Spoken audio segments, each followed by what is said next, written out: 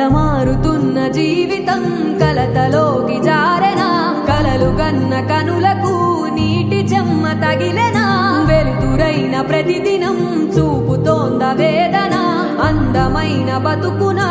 అలజడి చలరేగెనా ఏమిటి నీ పాపం